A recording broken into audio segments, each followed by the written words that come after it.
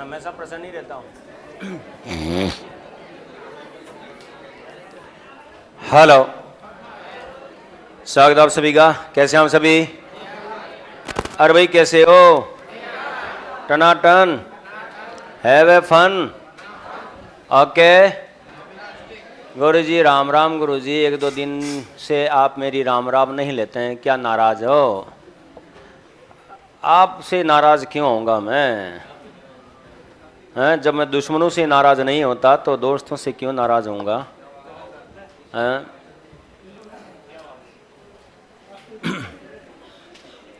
नाराज होने का समय नहीं।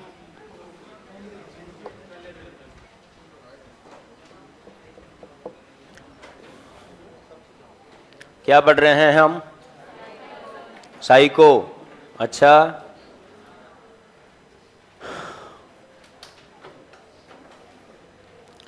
विशेष शब्दावली जो पावलोव ने दी थी वो पूरी हो गई। लिखें आज एजुकेशन सिस्टम में इसका महत्व क्या है, तो लिखें शैक्षणिक महत्व। कौन सा महत्व? शैक्षणिक महत्व।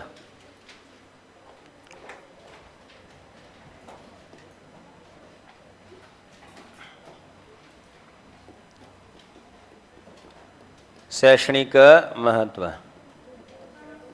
दोस्तों, शैक्षणिक महत्व में याद रखना, छोटी छोटी बातें आपको देखनी है।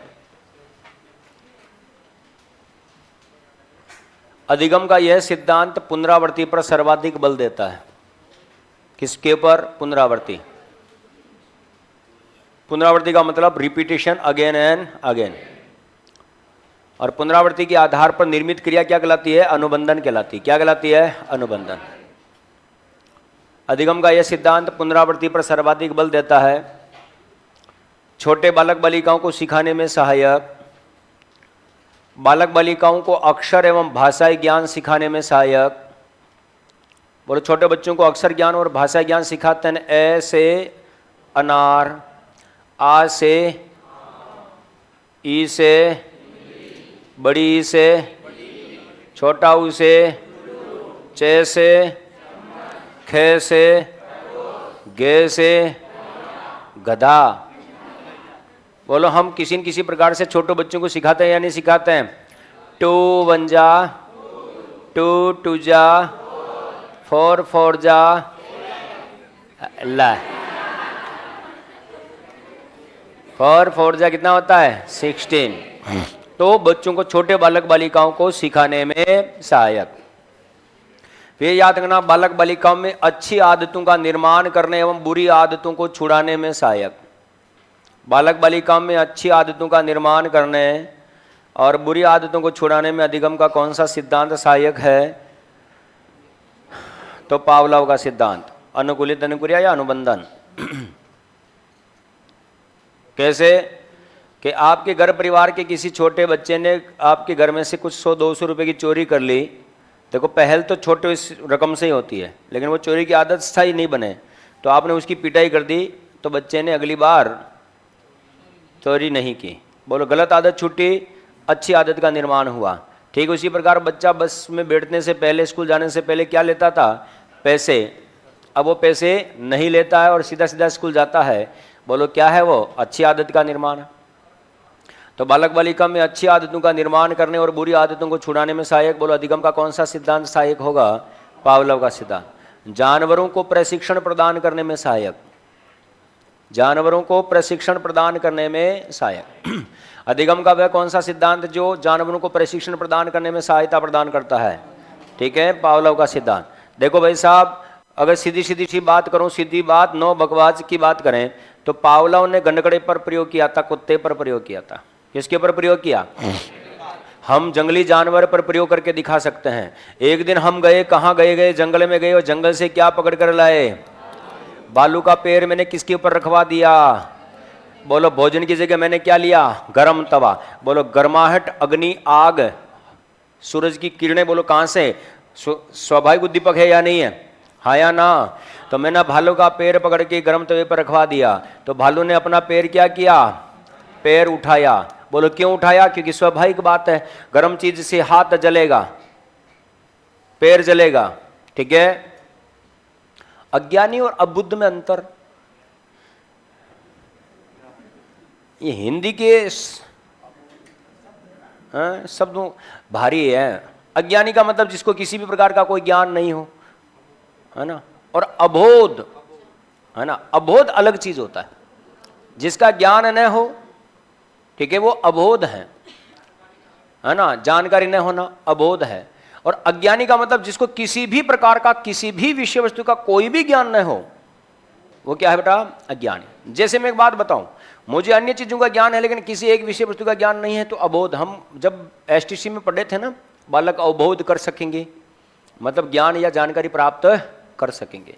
मेरे हिसाब से तो यह है। बाकी हिंदी के मोटे मोटे शब्द मुझे आते नहीं हैं, है ना, क्योंकि I am English medium, so I good talk English very well, you now. Okay, let's पढ़ते हैं। भालू का पैर किस पर रखवाया? गरम तवे पर भालू का पैर जला, तो बोलो भालू ने पैर उठाया। बोलो कुत्ते की जगह क्या लिया? बोल। और भोजन की जगह क्या लिया? तो लार की जगह क्या हुआ? ये क्रिया बार बार हम दोहराते रहे। भालू का पैर पकड़ा और गरम तवा पैर, गरम तवा पैर, गरम तवा पैर, गरम तवा। बोलो यही करते रहे। एक दिन हमने भालू का पैर गरम तवे पर रखने से पहले बोलो उसके सामने क्या बजाया? क्या बजाया भाई? डमरू बजाया। डमरू बजते ही फिर हमने तत्काल उसका पैर किसके ऊपर रखवा दिया? फिर भी भालू ने क्या किया? पैर उठाया। बोलो पहले भोजन देने से पहले हमने क्या बजाई थी? फिर बाद में क्या दिया? और तो भालू, उस कुत्ते ने क्या की? तो यहां पर कंडीशन वही तो है। सबसे पहले अस्वाभाविक उद्दीपक डमरू बजाया, फिर तवे पर पैर रखवाया, स्वाभाविक उद्दीपक दिया। तो भालू ने कौन सी क्रिया की? स्वाभाविक क्रिया। तो जो अनुबंधन डमरू तवे के साथ था, वही अनुबंधन डमरू के साथ में भी हो गया। अगले दिन हमने भालू के सामने क्या बजाया? डमरू। तो भालू ने अपना क्या उठाया? पैर उठाया। मुझे एक बात बताओ, डमरू बजते ही भालू को क्या लगा? लेकिन हमने तो ऐसा किया ही नहीं। बोलो अनुबंधन की वजह से भालू नाचना शुरू करता नहीं करता है? गांव में मदारी आता है तो मदारी डमरू बजाता है, डुग डुग डुग डुग डुग डुग डुग डुग डुग डुग डुग, तो बोलो भालू नाचता नहीं नाचता है? हाँ या ना? हम क्या कहते हैं? भालू नाच रहा है। वैसा भालू नाचता नहीं, वो अनुबंधन की वजह से ऐसा करने पर उसको मजबूर किया गया। बारात के अंतर्गत दूल्हे राजा 125 किले का आदमी घोड़े पर बैठा हुआ है और बारात के अंदर बिंदोरी जा रही है, और भाई साहब बैंड वाला मजे से गाने गा रहा है। हाँ, बहारों फूल बरसाओ तेरा महबूब आया है, 125 किलो का है। अब भाई साहब वो गधा उस घोड़े पर बैठा हुआ है।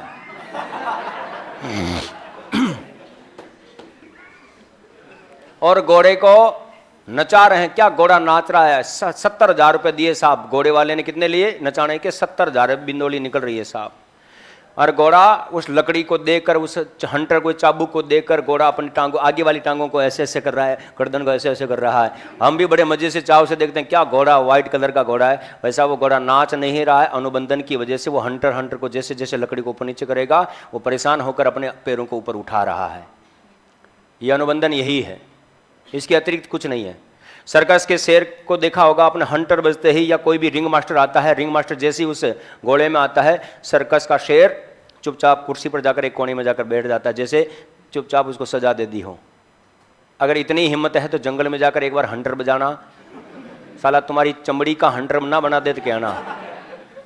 बोलो अनुबंधन है तभी तो वो ऐसा करने के लिए मजबूर है। तो जानवरों को जो ट्रेंड किया जाता है, आखिरकार जानवर ट्रेंड होते तो हैं लेकिन बड़े परेशानी के साथ होते, बड़ी मजबूरी के साथ। उनको भोजन नहीं दिया जाता, उनको भूखा रखा जाता है, तब ट्रेंड होता है। ये बात इसके अंतर्गत आती है। शराबी की शराब छुड़ाने में सहायक, ठीक है। बंदर नाचता है सर, भालू नहीं। वाह, इसका मतलब मदारी का खेल, गांव में मदारी का खेल आपने देखा नहीं, वो बंदर नहीं भालू ही लाता है, ठीक है। ये ध्यान रखना। और मुझे तो अनुभव है, मैंने खूब बंदर नचा रखे हैं, खूब भालू नचा रखे हैं, है ना। भालू और बंदर खूब नचा रखे हैं। तो देखें, अपने आप को मत समझो, मैं तो उदाहरण ऐसे ही दे रहा हूं। अपने फीलिंग यूं जा रही हमें कह रहे हैं दिखे, नहीं नहीं ऐसा नहीं हो सकता। तो देखें, शराबी की शराब छुड़ाने में सहायक। दिमाग में आता सर कैसे? ये तो है ही है। शराब छुड़ाने की मार्केट में मेडिकल की दुकान पर टेबलेट्स मिलती है, और शराब छुड़ाने की जो टेबलेट्स होती है वो पाउडर फॉर्मेट में भी मिलती है। उसको आप शराबी के खाने में मिलाकर दे दीजिए उसको। वो शराब की टेबलेट शराब की गंध के साथ रिएक्शन करती है। अब वो खाने के साथ उसके शरीर में तो पहुंच गई टेबलेट। अब जिस दिन शराबी पटियाला पेक हाथ में लेगा, भाई साहब, हवा के साथ में शराब की गंध शरीर में पहुंचेगी।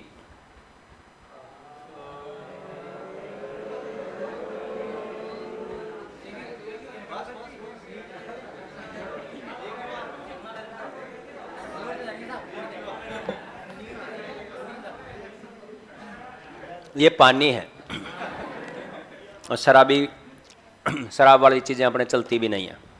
देखो, शराबी जब भी पटियाला पेग हाथ में लेगा या गिलास भरेगा, शराब की गंध हवा के साथ उसके शरीर में जाएगी और अंदर की जो टेबलेट है वो रिएक्शन करना शुरू कर देगी। तो जैसे ही शराब हाथ में ली, उसका जी मचलना शुरू। क्या? उसका जी मचलना शुरू।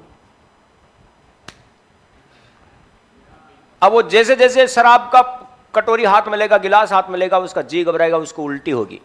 बोलो, वो शराब पी नहीं पाएगा। आपने बहुत सारी बार दीवारों पर बड़े बड़े अक्षरों में एक डॉक्टर का नाम देखा, डॉक्टर जुबेर। शराबी को बिना बताए शराब छुड़ाएं, मिले अप्सरा होटल के ऊपर सोमवार से शुक्रवार।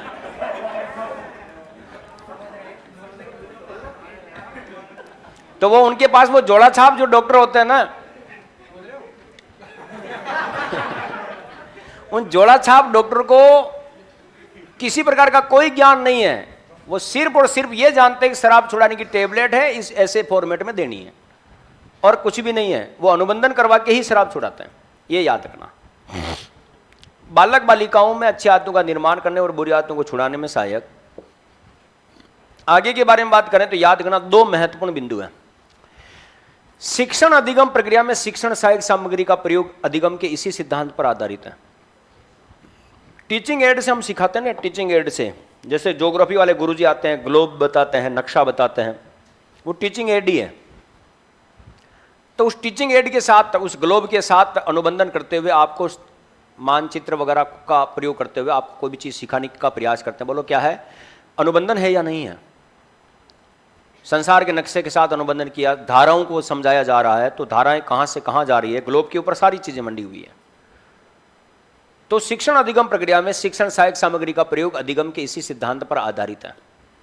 टीचिंग एड का प्रयोग किस सिद्धांत के बिहाव पर हम यूज करते हैं? तो पावलोव के सिद्धांत। अधिगम का यह सिद्धांत बालक बालिकाओं को यांत्रिक तरीके से सिखाने का समर्थन करता है, मतलब मशीनी तरीके से सिखाने का क्या करता है? समर्थन करता है। जैसे अबेकस से गिनती सिखाना मशीनी तो है, तो अधिगम का यह सिद्धांत बालक बालिकाओं को यांत्रिक तरीके से सिखाने का क्या करता है? समर्थन करता है। ठीक है, लिखें। पहला, अधिगम का यह सिद्धांत पुनरावृत्ति पर सर्वाधिक बल देता है। अधिगम का यह सिद्धांत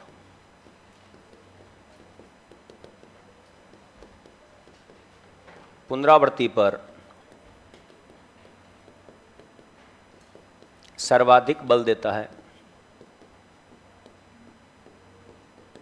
अधिगम का यह सिद्धांत पुनरावृत्ति पर सर्वाधिक बल देता है। करेक्ट। नंबर 2,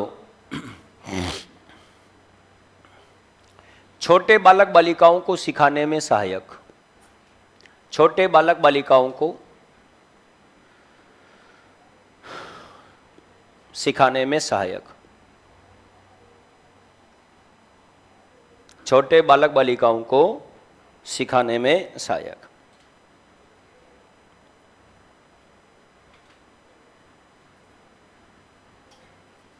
नेक्स्ट, बालक बालिकाओं को अक्षर एवं भाषाई ज्ञान सिखाने में सहायक। बालक बालिकाओं को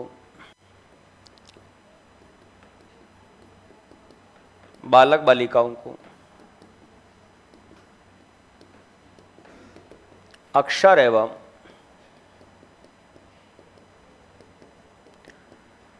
भाषाई ज्ञान सिखाने में सहायक।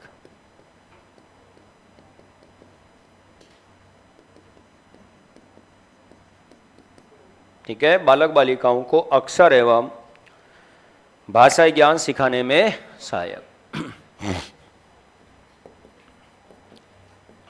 बालक बालिकाओं में अच्छी आदतों का निर्माण करने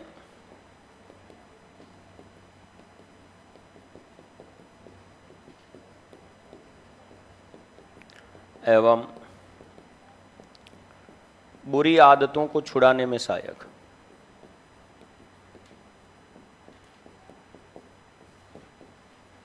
बुरी आदतों को छुड़ाने में सहायक। बालक बालिकाओं में अच्छी आदतों का निर्माण करने और बुरी आदतों को छुड़ाने में सहायक।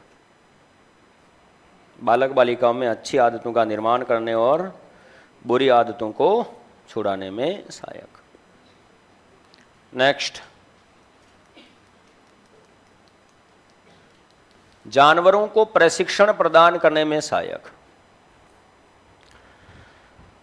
जानवरों को प्रशिक्षण प्रदान करने में सहायक।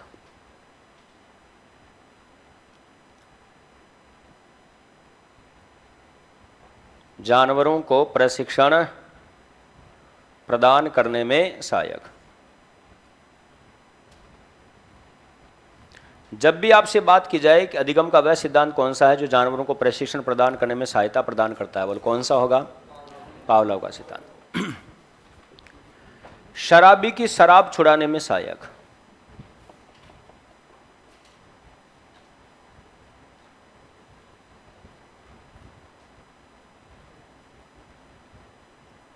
शराबी की शराब छुड़ाने में सहायक।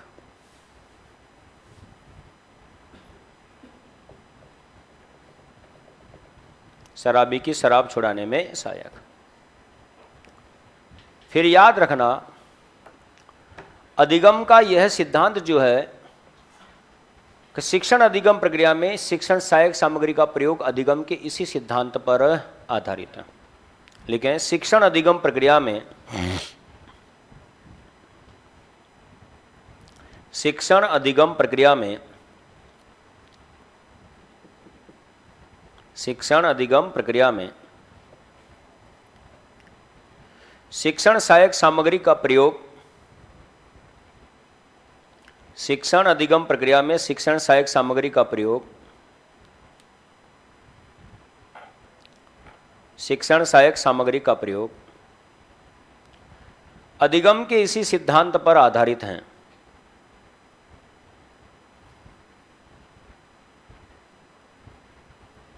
शिक्षण अधिगम प्रक्रिया में शिक्षण सहायक सामग्री का प्रयोग अधिगम के इसी सिद्धांत पर आधारित हैं।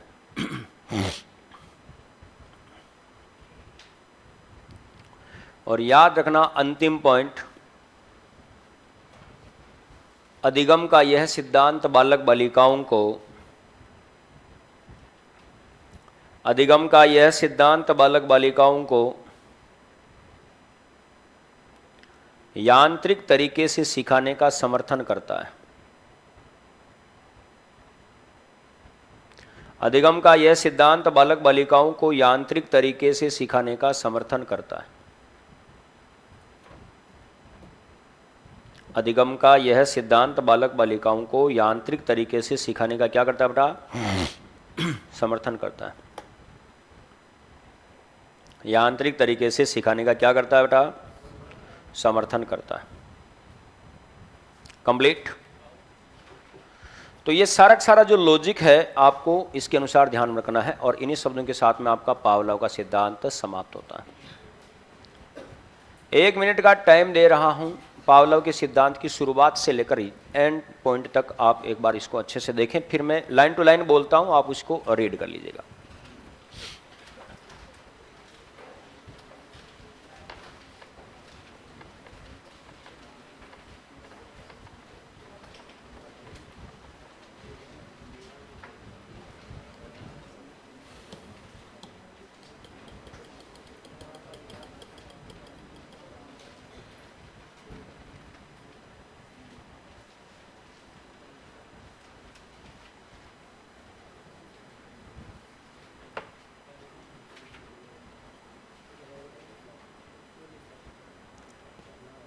मेरी शक्ल क्यों देख रहे हो, पहले पढ़ो इसको।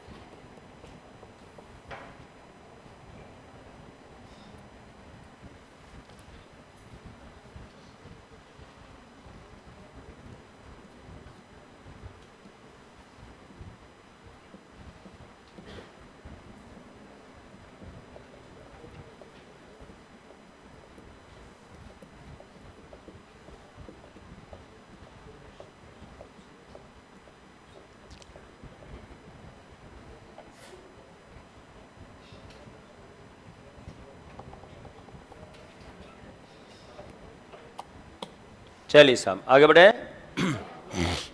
अनुकूलित अनुक्रिया के संबंध में हम बात करते हैं। सिद्धांत का प्रतिपादक है पावलोव। पावलोव कहाँ के थे? रूस। सिद्धांत कब दिया? 1904। कौन थे? शरीर शास्त्री। साइकोपैथोलॉजी ऑफ एनिमल, ये इनकी पहली पुस्तक है।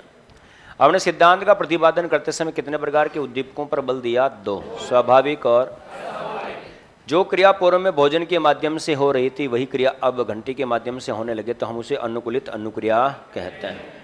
या किसी अस्वाभाविक उद्दीपक के माध्यम से स्वाभाविक क्रिया का होना क्या कहलाता है? अनुकूलित अनुक्रिया कहलाता है। UCS equal to UCR, CS प्लस UCS equal to UCR, CS equal to CR। Pavlov ने अपने सिद्धांत का प्रतिपादन करते समय लिखा कि बालक बालिकाओं के द्वारा अपने आसपास के वातावरण के साथ में भी क्या कर लिया जाता है? अनुबंधन कर लिया जाता है। और जब बालक बालिकाओं के आसपास के वातावरण में परिवर्तन होता है तो उसमें उत्तेजना पैदा होती है जिसे अनुकूलित उत्तेजना कहते हैं। पावलोव के सिद्धांत में सीढ़ियों से नीचे उतरते समय पैरों की आवाज़ सुनकर कुत्ते का अपनी जगह खड़ा हो जाना, कान सीधे करना और लार गिराना, बोलो क्या है? अनुकूलित उत्तेजना। विद्यालय की घंटी बजने से पूर्व छात्र द्वारा अपना बस्ता बंद करना, बोलो क्या कहलाता है? अनुकूलित उत्तेजना। कंप्लीट। ये सारी बातें आपको इस फॉर्मेट के अंतर्गत ध्यान में रखनी है। फिर दोस्तों हम बात करते हैं आगे के संबंध में। चीज़ों को देखो। पावलोव ने अपने सिद्धांत का प्रतिपादन करते समय अनुबंधन तत्व पर सर्वाधिक बल दिया और अनुबंधन तत्व पर जब बल दिया तो क्या कहा कि पुनरावृत्ति के आधार पर निर्मित क्रिया क्या कहलाती है? अनुबंधन कहलाती है। पावलोव को अनुबंधन का जनक माना जाता है और 1904 में अनुबंधन के लिए नोबेल पुरस्कार से सम्मानित किया गया। मंदिर के सामने से निकलते समय सिर झुकाना और विद्यालय की घंटी बजने पर छात्र द्वारा बस्ता बंद करना।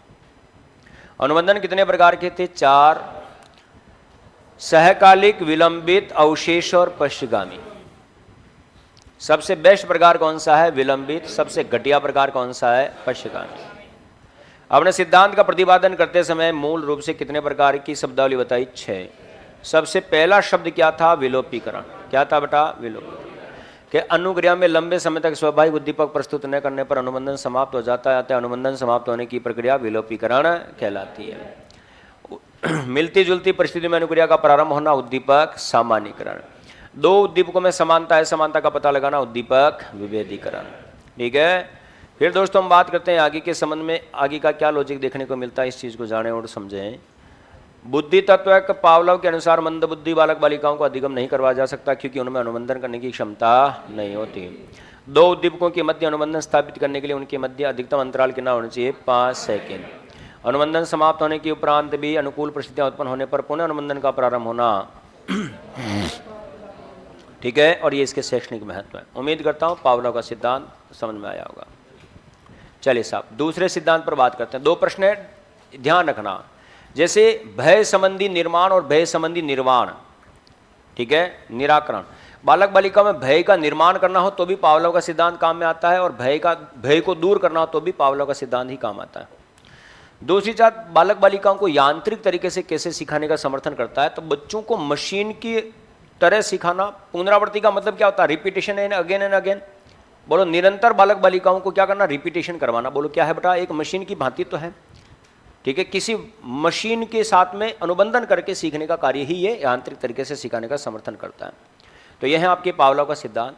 सबसे मेजर और अंतिम लाइन इसमें यह लिखनी है कि पावलोव के सिद्धांत को शिक्षा के क्षेत्र में लागू करने का श्रेय एंडरसन को जाता है। किसे जाता है बेटा? एंडरसन। लिखें, पावलोव के सिद्धांत को शिक्षा के क्षेत्र में,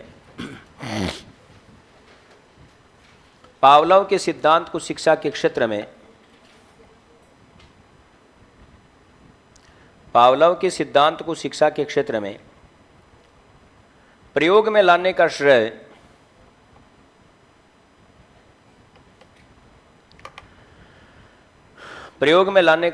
एंडरसन को जाता है।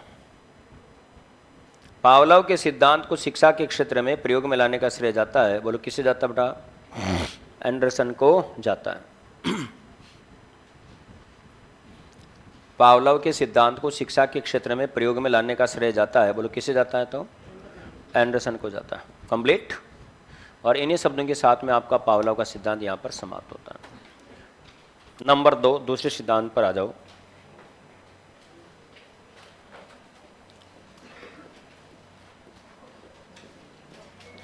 उद्दीपक अनुक्रिया सिद्धांत। उद्दीपक अनुक्रिया सिद्धांत। कौन सा सिद्धांत बेटा? उद्दीपक अनुक्रिया सिद्धांत।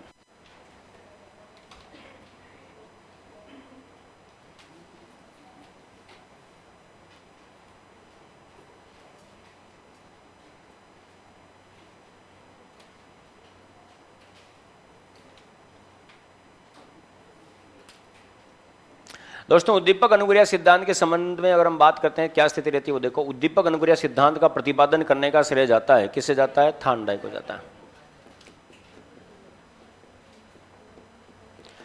इस सिद्धांत का प्रतिपादन थार्नडाइक द्वारा कब किया गया था? 1898 में किया गया था। कब किया गया था बेटा? 1898 में किया गया था। थार्नडाइक कहाँ के थे? अमेरिका। कहाँ के थे बेटा? अमेरिका। इनके द्वारा जो किताबें लिखी गई वो देखिएगा, animal intelligence,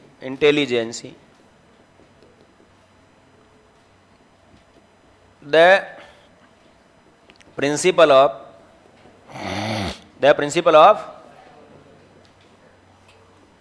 teaching, the principle of psychology तो विलियम जेम्स की है ना। मतलब एक बार कोई भी चीज हाथ लग गई तो फिर उसी को घसीटना जरूरी है क्या? है ना। Principal of teaching, the education psychology,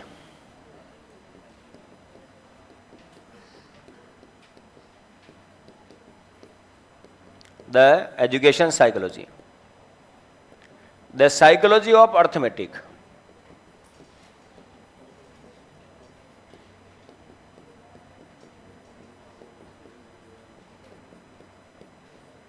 the psychology of arithmetic.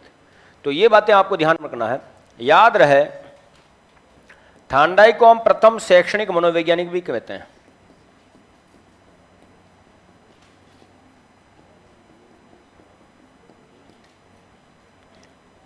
शिक्षा मनोविज्ञान का जनक भी कहते हैं।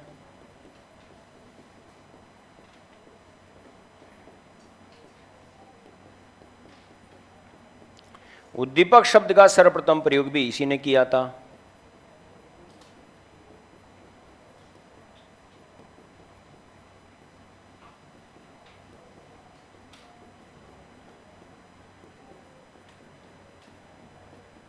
उद्दीपक शब्द का पहली बार प्रयोग किसने किया था? थार्नडाइक ने।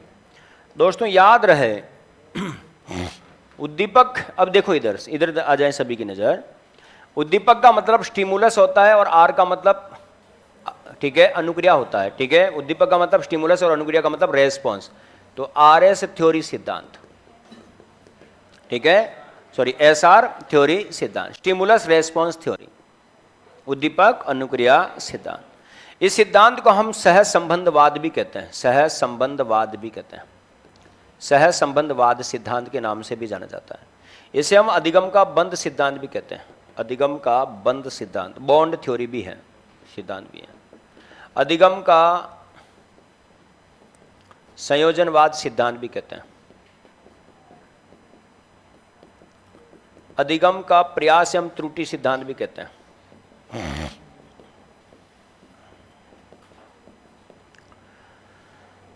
अधिगम का भूल सुधार सिद्धांत भी कहते हैं।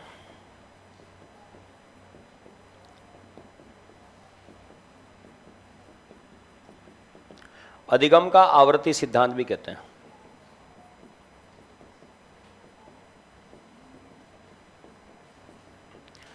अधिगम का चयन का सिद्धांत भी कहते हैं।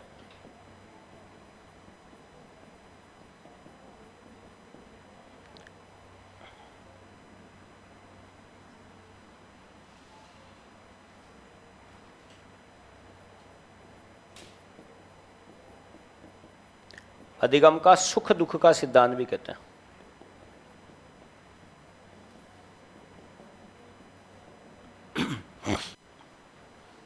पहला नाम क्या बेटा?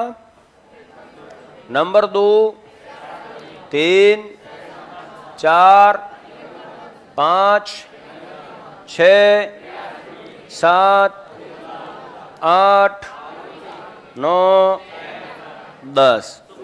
ये सारे के सारे नाम इसी सिद्धांत के नाम और उपनामों के अंतर्गत ध्यान में रखना है। ठीक है। स्टिमुलस रेस्पॉन्स थ्योरी, सहज संबंधवाद। किसी विषय वस्तु के साथ अगर संबंध स्थापित कर लिया जाए तो फिर हम उसे प्राप्त करने के लिए ही प्रयास करेंगे।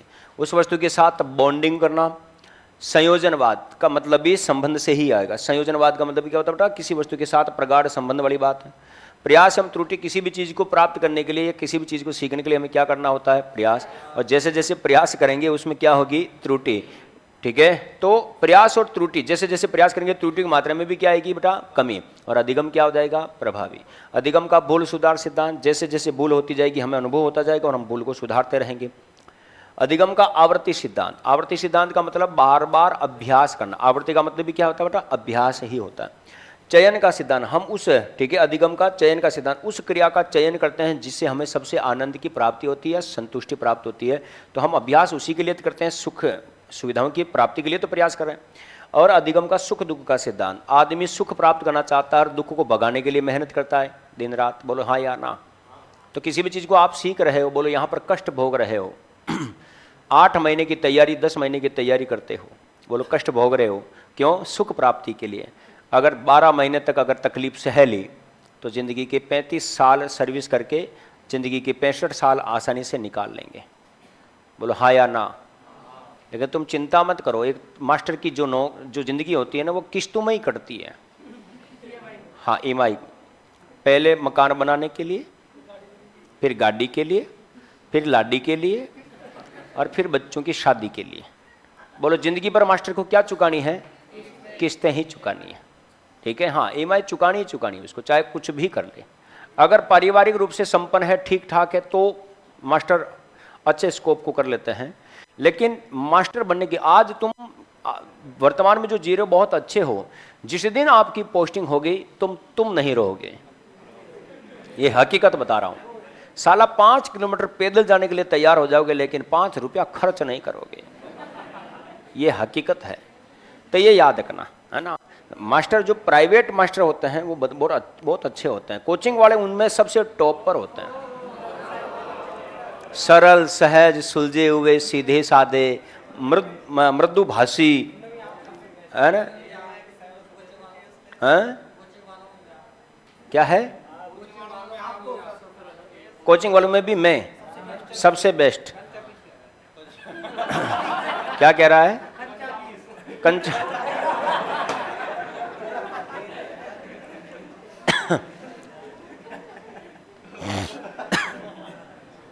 गला दर्द कर रहा है, उसको बाद में जवाब दे देना तुम।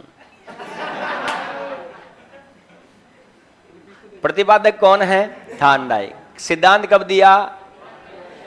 आपको गाइड जब भी पढ़ोगे ना तो गाइड में आपको कंट्रोवर्सी नजर आएगी बेटा। ठीक है। उद्दीपक अनुक्रिया सिद्धांत का प्रतिपादन करने का श्रेय थार्नडाइक को। गाइड में 1913 लिखा हुआ होगा, जो गलत है। बहुत सारे मास्टर भी पढ़ाते हैं ना तो वो 1913 ही पढ़ाते हैं। अरे भाई आरपीएससी के अंतर्गत पूछा हुआ प्रश्न है, चलो हम एक बार तो गलत भी, मेरा भी गलत मान सकते हैं, लेकिन आरपीएससी में पूछा हुआ प्रश्न है, फर्स्ट ग्रेड संस्कृत का जो एग्जाम हुआ ना 2018 में, ठीक है, फर्स्ट ग्रेड संस्कृत का एग्जाम हुआ 2018 में।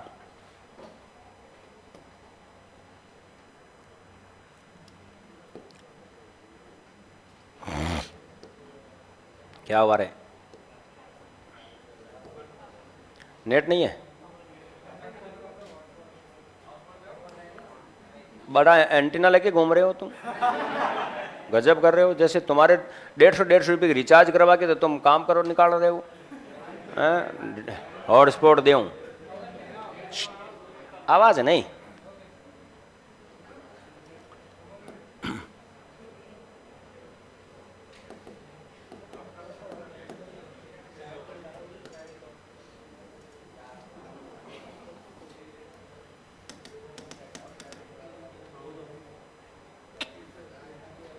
रिचार्ज खत्म है को,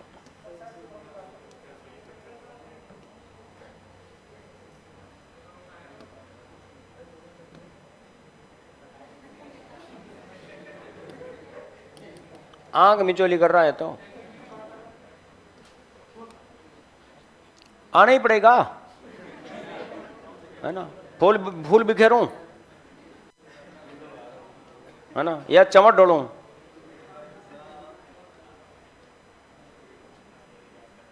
ये के अरे सर्च करना मुझे गूगल से, नेट से।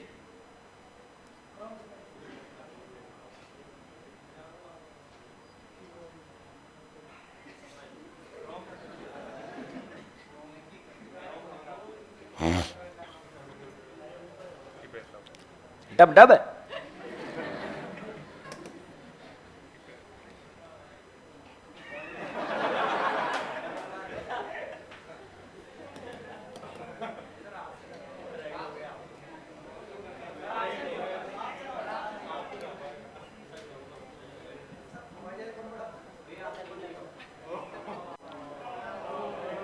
क्या करूं?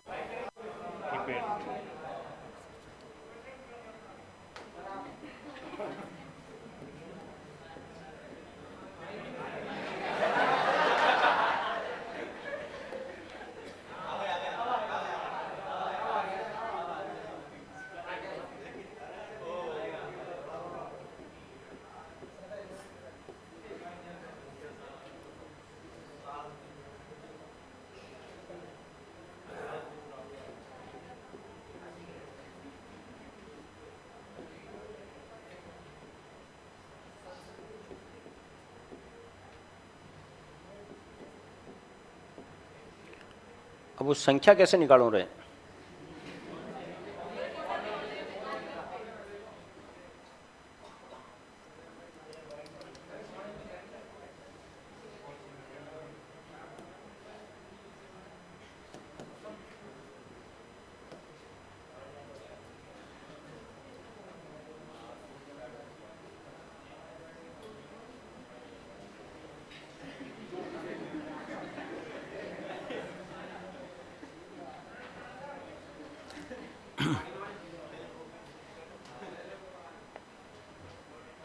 आ ही नहीं रहा है तो चलो इसको छोड़ो।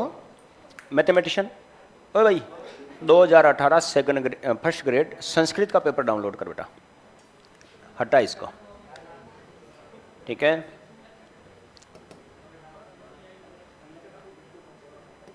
मुझे सब पता है।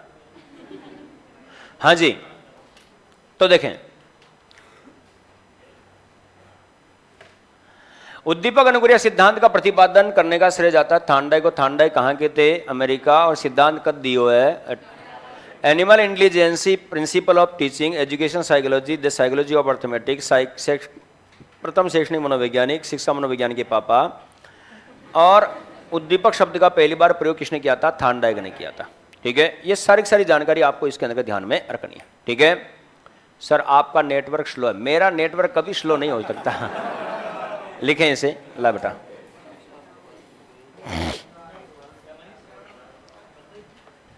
लिखें इसे, तब तक मैं सर्च करता हूं।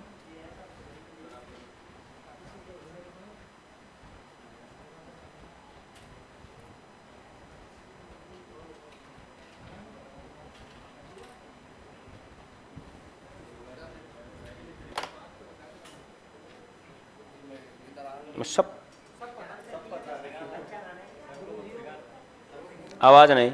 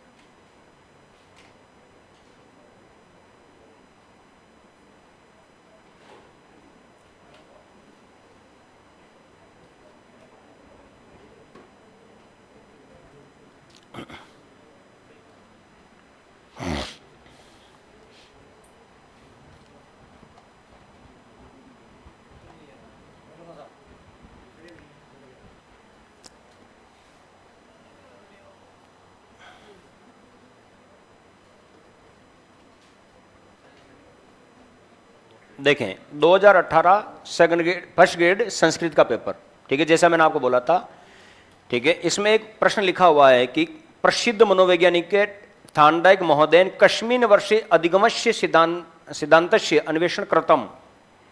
मतलब थांडाइक ने अधिगम का जो सिद्धांत दिया वो कौन से वर्ष में दिया, जिसमें ऑप्शन क्या था बेटा, ये ऑप्शन है 1895, 1898, 1904 और 1877। अब 1913 तो ऑप्शन में ही नहीं है, जबकि गाइड में और पढ़ाने वाले कुछ महाशय क्या लिखा देते हैं 1913। अरे 1913 में तो थांडाइक ने सीखने के नियम दिए, 3 मुख्य और 5 गौण, जबकि सिद्धांत का प्रतिपादन कब का है 1898 का है, ठीक है। तो ये ध्यान रखो है। मैं क्या कह रहा हूं कि गूगल पे हो, किसी किताब में हो, ठीक है, सबको इनकार करते हुए हमें उस चीज को मानना है जहां पर बोर्ड में प्रश्न आ चुका है, और बोर्ड ने भी क्या माना, ठीक है, 1898 है। आप एक प्रसिद्ध किताब बताता हूं मनोविज्ञान की, अरुण कुमार सिंह, जो आरपीसी के अंतर्गत ऑथराइज्ड है ना, बोर्ड भी उसी को मानता है, अरुण कुमार सिंह की किताब, उसमें 1898 ही मिलेगा। जो व्यवस्थित किताब है उसमें 1898 मिलेगा। बाकी कहने वाले तो कह देंगे 1913, मैं जो कह रहा हूं सही। अरे भाई साहब, तुम कह रहे हो जो सही, लेकिन हमारे फ्यूचर के साथ कभी कोई खिलवाड़ नहीं हो, ऐसा उदाहरण दो। ठीक है, सबसे बड़ा एग्जाम्पल हमारे पास में बोर्ड का है। किसी किताब के भरोसे रहने की जरूरत नहीं है, जो बोर्ड में आ गया, अगर बोर्ड ने मान लिया है, पिछली बार अगर बोर्ड ने मान रखा है तो हम वापस छाती पर बैठ सकते हैं उसके। ठीक है, तो ये चीज ध्यान रखो। लिख लिया। अब इस सिद्धांत की जो व्याख्याएं हैं, इस सिद्धांत की व्याख्याओं के अंतर्गत विशेष रूप से आपको क्या चीजें समझनी है उसके ऊपर फोकस करो। देखो, इस सिद्धांत का प्रतिपादक जो है वो कौन है, थार्नडाइक। अब सिद्धांत की बातों को सुनना। थार्नडाइक ने अपने सिद्धांत का प्रतिपादन करते समय उद्दीपक तत्व पर सर्वाधिक बल दिया, और आपको उद्दीपक क्या होता है मैं लिखा चुका हूं, कि वह तत्व जो व्यक्ति में कार्य करने की उत्तेजना उत्पन्न करे, क्या है बेटा, उद्दीपक। या वह तत्व जिसे प्राणी प्राप्त करना चाहता हो, क्या है, उद्दीपक। थार्नडाइक ने अपने सिद्धांत का प्रतिपादन करने के लिए उद्दीपक शब्द का सर्वाधिक प्रयोग किया। सबसे ज्यादा बल किस पर दिया, उद्दीपक पर। फिर बताया उद्दीपक अनुक्रिया का मतलब, किसी उद्दीपक के माध्यम से अनुक्रिया का प्रारंभ होना ही उद्दीपक अनुक्रिया कहलाता है। किसी उद्दीपक के माध्यम से अनुक्रिया का प्रारंभ होना ही क्या कहलाता है बेटा, उद्दीपक अनुक्रिया कहलाता है। बिल्कुल सामान्य बात है। जैसे ये 3rd ग्रेड की नौकरी आपके लिए क्या है, उद्दीपक है। अब ये नौकरी की बात जो करें, अगर वैकेंसी सामने है तो ही तो आप तैयारी कर रहे हो। आज की मुख्य समाचारों में अगर अशोक गहलोत मीटिंग ले और ये न्यूज निकाल दे, या ये सूचना प्रेषित कर दे अखबारों में, या टीवी चैनल पर, या व्हाट्सएप ग्रुप पर आ जाए कि सीएम अशोक गहलोत ने मीटिंग ली और उसमें यह निश्चय किया कि आगामी भर्ती परीक्षाएं स्थगित की जाती, क्योंकि वर्तमान समय में राज्य सरकार के पास वित्तीय भार की अधिकता है, वित्तीय भार बहुत ज़्यादा है, और फंड है ही नहीं, ठडाना ठाली है। तो तृतीय श्रेणी यानी कि रीट मेंस भर्ती परीक्षा को 40 सालों के लिए स्थगित किया जाता है। मतलब कभी भर्ती आएगी ही नहीं। बोलो, सामने से अगर उद्दीपक हट जाए तो वैसा आप फिर भी पढ़ाई करोगे क्या कि 40 साल बाद में तैयारी करते रहे, 40 साल बाद में तो आएगी? ऐसा तो है क्या? कभी नहीं हो सकता। अरे भाई, सीधी सीधी सी बात यह है कि सामने से अगर खाना हटा लिया जाए तो हम खाएं क्या? तो थार्नडाइक वही बात कहता है, खुद की अंगुलियों को तो नहीं चबा सकते। ठीक है, फल तेरे दादाजी रख के गए हैं, फल खा लेंगे। तो सीधा सीधा लॉजिक याद रखना कि थार्नडाइक ने अपने सिद्धांत का प्रतिपादन करते समय उद्दीपक की उपस्थिति पर सर्वाधिक बल दिया, और उद्दीपक अनुक्रिया का मतलब बताया कि थार्नडाइक के अनुसार बालक बालिकाओं के समक्ष, थार्नडाइक के अनुसार किसके ऊपर बल दिया बेटा? उद्दीपक पर। और उद्दीपक अनुक्रिया किसे कहते हैं? किसी उद्दीपक के माध्यम से अनुक्रिया का प्रारंभ होना ही उद्दीपक अनुक्रिया कहलाता है। उद्दीपक होगा तो आप अनुक्रिया करोगे, बाकी कुछ भी नहीं करोगे। वैकेंसी की सूचना आपके पास में है, सुख बुगाहट आपके सामने है, कोई न कोई कहता रहता है कि वैकेंसी आने वाली आने वाली है, तो आप उसकी क्या कर रहे हो? तैयारी कर रहे हो। और अगर आज शाम को कोई कहते हैं कि वैकेंसी तो आएगी ही नहीं, तो महादेव की सौगंध, या अशोक गहलोत एक बार मोहर लगा दे कि वैकेंसी 10 सालों तक तो कम से कम नहीं आएगी, तो आज आपकी ये क्लास अंतिम होगी, सुबह 10 बजे के लगभग ऑफिस के बाहर मिलोगे, है ना? क्या करने के लिए? और क्या कहोगे? हमारी मांगे। यही तो होता है। और ये अनुक्रिया होगी और कुछ नहीं, क्योंकि पढ़ाई तो तुम्हारी होगी नहीं, क्योंकि उद्दीपक हटा लिया गया। ये शाना, ठीक है भाई, तुम जिसके लिए जी रहे हो वो ही है नहीं, तो फिर क्या मतलब है? भाई तुम्हारा उद्दीपक ही नहीं रहा, है ना? अंजू पाकिस्तान चली गई, तो फिर तुम क्या करोगे? वही बात है। चलिए साहब, तो उद्दीपक का होना अति आवश्यक है। ठीक है, तो ध्यान दीजिएगा, कि थांडाई के अनुसार जब बालक बालिकाओं के समक्ष कोई नवीन उद्दीपक प्रस्तुत होता है, उद्दीपक तो होना ही चाहिए, कि थांडाई के अनुसार जब बालक बालिकाओं के समक्ष कोई नवीन उद्दीपक प्रस्तुत होता है तो बालक उससे प्रभावित होकर विभिन्न अनुक्रियाएं करना प्रारंभ कर देता है। जब भी सामने कोई उद्दीपक आएगा हलचल शुरू होगी ही होगी। कि थांडाई के अनुसार जब बालक बालिकाओं के समक्ष कोई नवीन उद्दीपक प्रस्तुत होता है तो बालक उससे प्रभावित होकर विभिन्न अनुक्रियाएं करना प्रारंभ कर देता है, परंतु प्रारंभिक अनुक्रियाएं गलत या त्रुटिपूर्ण होती है। शुरुआत में कोई काम शुरू होता है भाई साहब तो गलतियां होती स्वाभाविक बात है।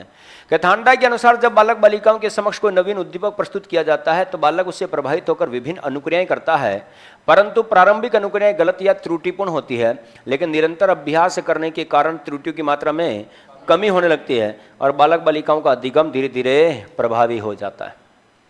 मतलब करत करत अभ्यास जड़मती होत सुजान, रसरी आवत जात है सील पर होत निशान। तो भाई साहब अभ्यास का ही तो परिणाम है। लेकिन अभ्यास शुरू तब होगा जब सामने कोई उद्दीपक होगा, और उद्दीपक नहीं है तो अनुक्रिया भी नहीं है। लेकिन अगर उद्दीपक आ गया तो अनुक्रिया शुरू होगी, लेकिन प्रारंभिक अनुक्रियाएं, शुरुआत की अनुक्रियाएं गलत या त्रुटिपूर्ण होगी, लेकिन निरंतर अभ्यास करने के कारण त्रुटियों की मात्रा में क्या होगी, कमी, और अधिगम क्या होगा, प्रभावी। परफेक्ट। ये बात आपको इसके अंदर ध्यान में रखनी है। थांडाइक ने अपने सिद्धांत का प्रतिपादन करने के लिए, याद रहे, थांडाइक ने अपने सिद्धांत का प्रतिपादन करने के लिए भूखी बिल्ली पर प्रयोग किया। किसके ऊपर प्रयोग किया बेटा? भूखी बिल्ली पर प्रयोग किया। CAT, केट, केट का मतलब ठीक है बिल्ली। ये रही आपकी बिल्ली। आहा,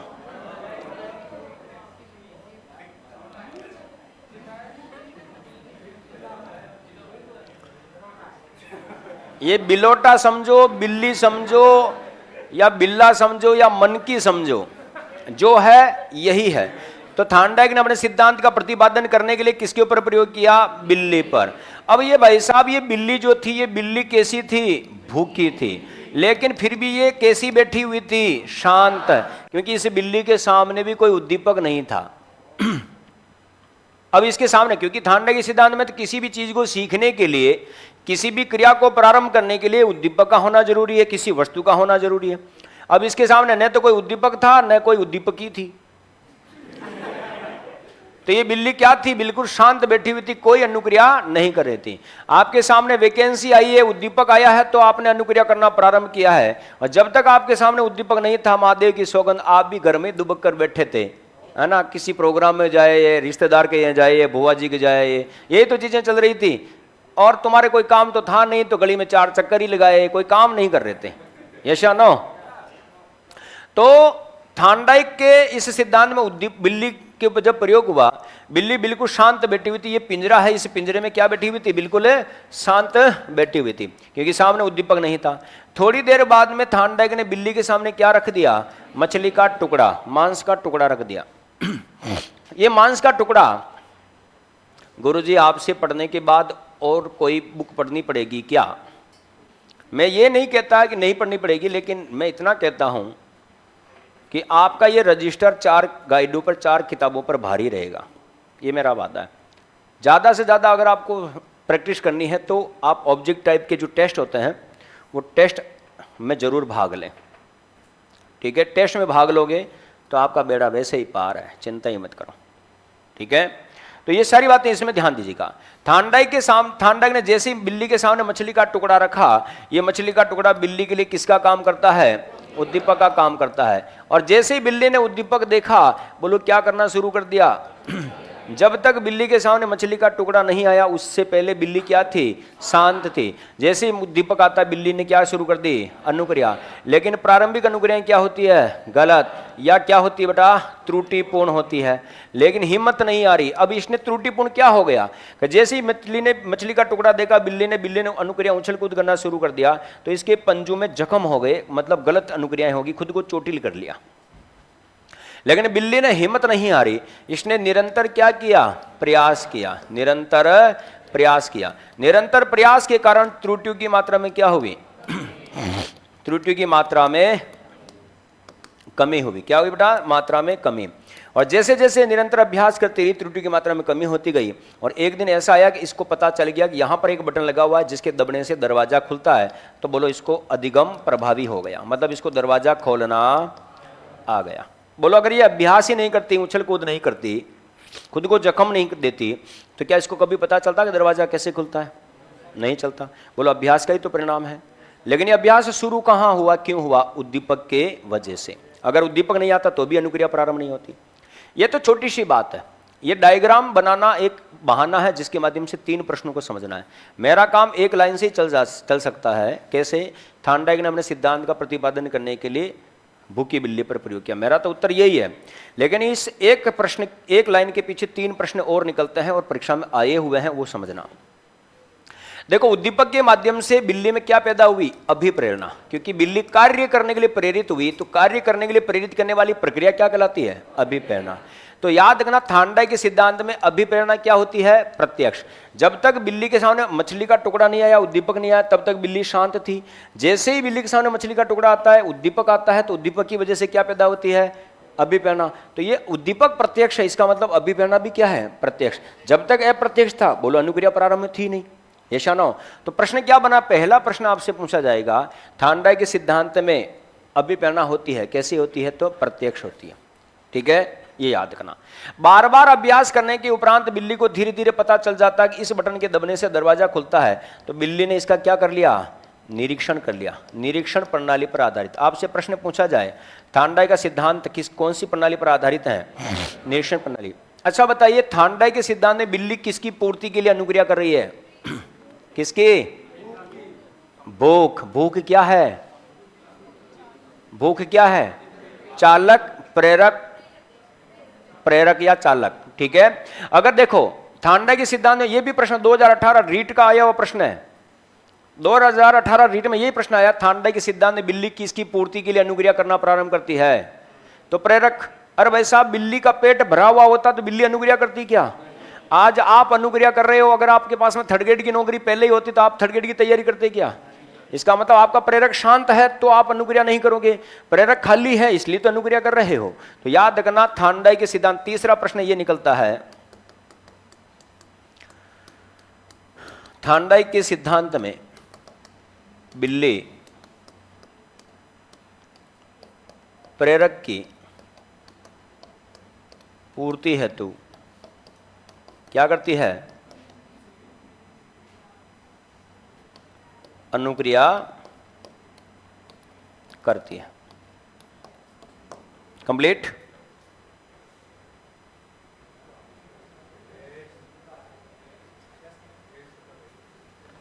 अनुक्रिया करती है। कंप्लीट। ये बात आपको 3 प्रश्न ध्यान रखना। थार्नडाइक के सिद्धांत में कितने प्रश्न निकल कर आते हैं? 3। थार्नडाइक का सिद्धांत कौन सी प्रणाली पर आधारित है? निरीक्षण। थार्नडाइक का सिद्धांत में अभिप्रेरणा क्या होती है? प्रत्यक्ष। थार्नडाइक के सिद्धांत में बिल्ली किसकी पूर्ति है तो अनुक्रिया करती है? प्रेरक। बोलोगे तो नहीं? मतलब सबसे मेजर बात उद्दीपक के ऊपर ध्यान देना है कि उद्दीपक होगा तो अनुक्रिया होगी और उद्दीपक नहीं होगा तो अनुक्रिया नहीं होगी। उद्दीपक होगा तो अनुक्रिया होगी, लेकिन प्रारंभिक अनुक्रिया क्या होगी? गलत या त्रुटिपूर्ण। लेकिन निरंतर अभ्यास करने के उपरांत त्रुटि की मात्रा में क्या होगी? कमी। तो 100 बात की एक बात, अनुक्रिया प्रारंभ होगी कब? जब उद्दीपक होगा। जैसे मैं यहां पर खड़ा हूं, मैं कुछ नहीं कर रहा हूं, किसी प्रकार की कोई व्यवहार, कोई कार्य, कोई अनुक्रिया नहीं। उधर से मेरी नजर पड़ती, उधर से 2 बैल लड़ते हुए मेरी तरफ ही आ रहे हैं।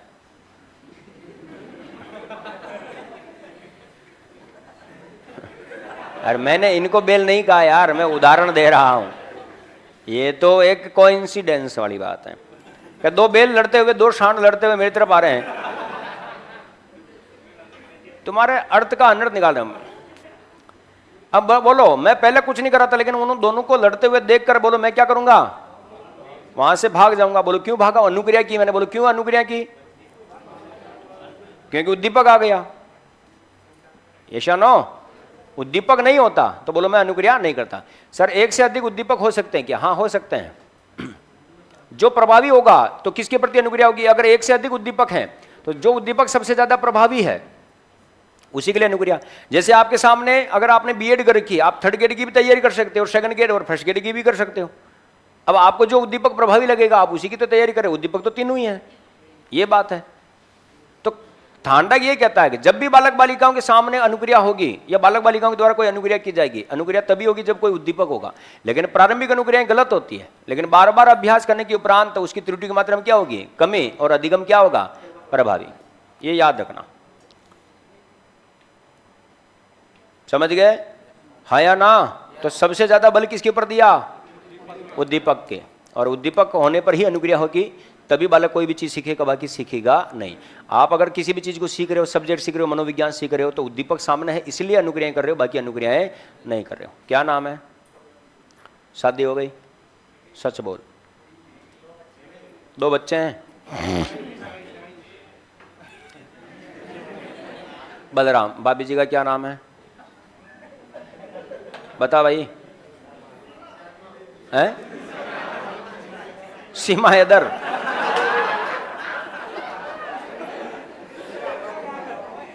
चलिए एग्जाम्पल के तौर पर मान लेते हैं, ठीक है? अरे भाई चलिए, क्या नाम है? महेंद्र। भाभी जी का नाम बता भाई। भाभी जी का नाम बताइए। हाँ, वो मारवाड़ नहीं, यहाँ जयपुर है, ये ढूंढाड़ है। बताओ। गरिमा।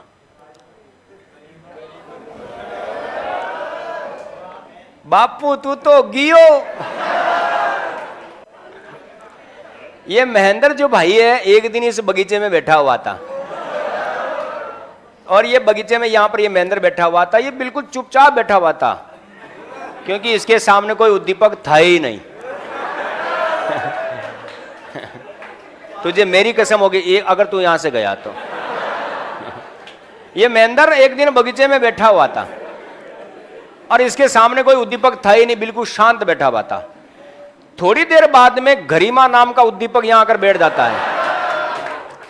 ये उद्दीपक बड़ा, टेबल नहीं बजानी है ना, ये उद्दीपक बड़ा प्रभावशाली था, तो इस उद्दीपक को देखकर मन में विचार आएगा, ये उद्दीपक अगर मिल जाए तो लाइफ सेट।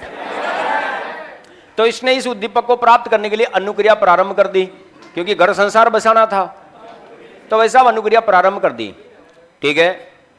अब ऐसा ये अनुक्रिया प्रारंभ हुई, लेकिन आप जानते हैं कि प्रारंभिक अनुक्रियाएं गलत या त्रुटिपूर्ण होती है। तो इस गरिमा नाम के उद्दीपक को देखने के बाद इसने सबसे पहले अनुक्रिया की, वो भी गलत। सबसे पहले अपना गला साफ किया, दूसरी बार में इसने अपने नाक पर हाथ घुमाया, तीसरी बार में अपने बालों पर हाथ घुमाया, और फिर कहने लगा, आए हो मेरी जिंदगी में तुम बहार बन के। जैसे ही गलत अनुक्रिया हुई, गरिमा ने आओ देखा ताओ। भाई साहब, बिल्ली जख्मी हुई कि नहीं हुई? तो जख्म तो इसको भी लेने थे, लेकिन बिल्ली की तरह बंदा, बड़ा भाई जो अपना है, बड़ा हिम्मत वाला है, पहले दिन जो अनुक्रिया की वो दूसरे दिन नहीं की, दूसरे दिन जो गलती की वो तीसरे दिन नहीं की, मतलब निरंतर अभ्यास करता रहा, तो धीरे धीरे त्रुटियों की मात्रा में क्या हुई, कमी, और एक दिन अधिगम प्रभावी हो गया। और भाभी जी ने भी बोल दिया कि हम बने तुम बने एक दूसरे के लिए, और आज भाभी जी घर पे है। तो भाई साहब, किसी भी चीज को प्राप्त करने के लिए अभ्यास तो करना ही पड़ेगा। कि मोहब्बत में जूते चाहिए, है ना? तो वैसा मार भी खाई, लेकिन बंदे ने सफलता प्राप्त कर ली। नमस्ते। चलिए साहब, तो ये सारी बातें आपको इसके अंतर्गत ध्यान रखना है। तो किसी भी चीज को सीखने के लिए उद्दीपक का होना अति आवश्यक है। ये कौन कहता है? थांडाई। नाम पते उतार लिए इसके, लिखें। आवाज नहीं, लिखें। थांडाइक ने अपने सिद्धांत का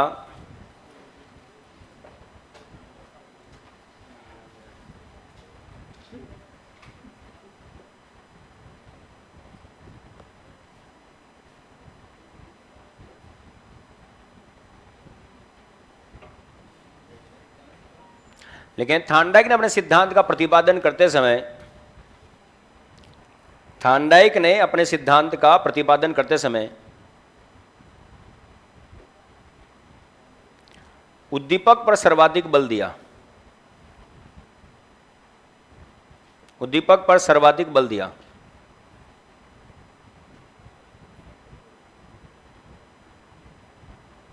उद्दीपक पर सर्वाधिक बल दिया। आगे लिखें। उद्दीपक अनुक्रिया से आशय।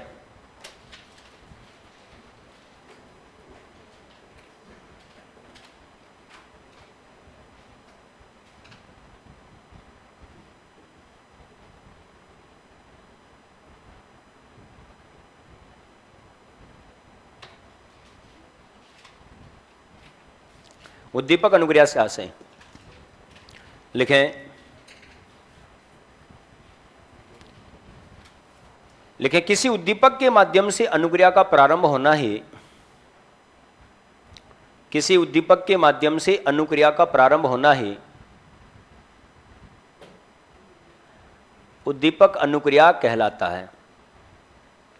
किसी उद्दीपक के माध्यम से अनुक्रिया का प्रारंभ होना ही उद्दीपक अनुक्रिया कहलाता है। किसी उद्दीपक के माध्यम से अनुक्रिया का प्रारंभ होना ही क्या कहलाता है बेटा? उद्दीपक अनुक्रिया कहलाता है। किसी उद्दीपक के माध्यम से अनुक्रिया का प्रारंभ होना ही क्या कहलाता है बेटा? उद्दीपक अनुक्रिया कहलाता है। कंप्लीट। नेक्स्ट लिखें।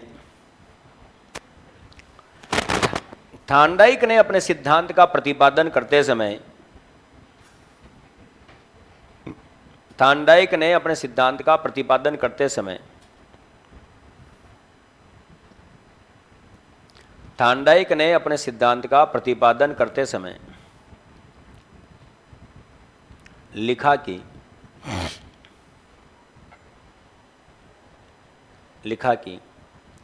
जब बालक बालिकाओं के समक्ष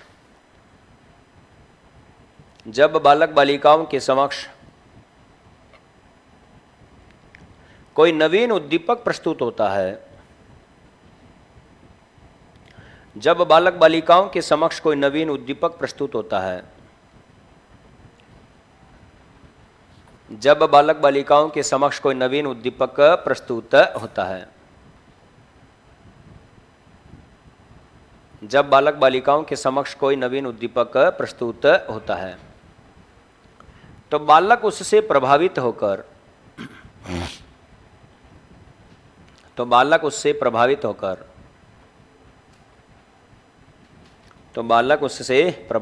होकर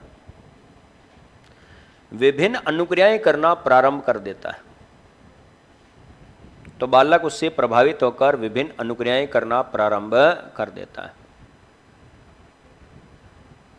बालक उससे प्रभावित होकर विभिन्न अनुक्रियाएं करना प्रारंभ कर देता है।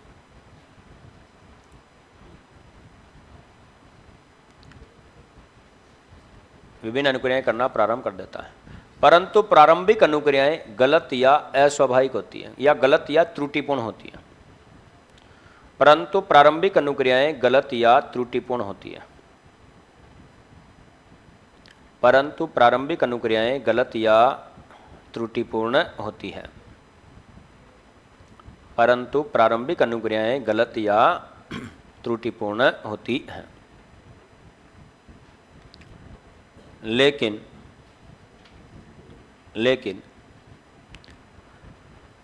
निरंतर अभ्यास करने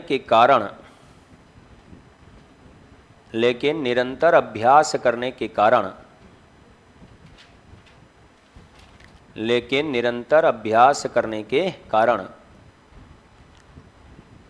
बालक बालिकाओं की त्रुटियों की मात्रा में कमी होने लगती है। बालक बालिकाओं की त्रुटियों की मात्रा में कमी होने लगती है। बालक बालिकाओं की त्रुटियों की मात्रा में कमी होने लगती है।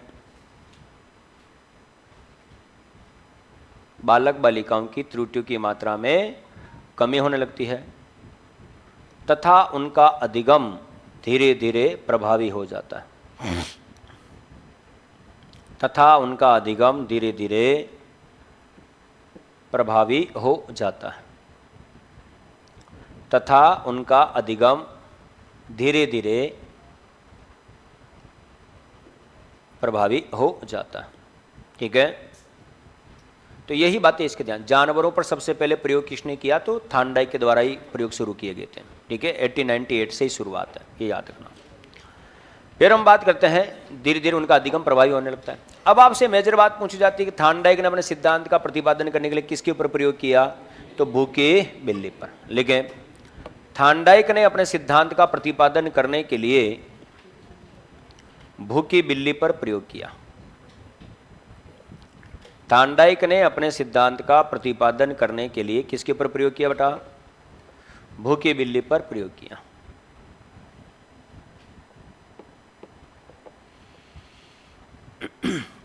थार्नडाइक ने अपने सिद्धांत का प्रतिपादन करने के लिए भूखी बिल्ली पर प्रयोग किया। किसके ऊपर प्रयोग किया? तो भूखी बिल्ली पर प्रयोग किया। जैसे ये डायग्राम बनाना है, क्यों? क्योंकि इसके माध्यम से आपको 3 प्रश्न निकालने हैं। थार्नडाइक के सिद्धांत में अभिप्रेरणा क्या होती है? प्रत्यक्ष। थार्नडाइक के सिद्धांत कौन सी प्रणाली पर आधारित है? निरीक्षण प्रणाली पर आधारित है। हाँ, और थार्नडाइक के सिद्धांत में बिल्ली किसकी पूर्ति हेतु अनुक्रिया करती है? तो प्रेरक। हाँ, एज इट इज बना लीजिए आप बिल्ली लिख दो, अगर बिल्ली नहीं बनानी है तो बिल्ली शब्द लिख दीजिए। केवल हमें समझने की दृष्टि से कार्य करना है। इसको बनाइए आप, मैं 1 मिनट आया।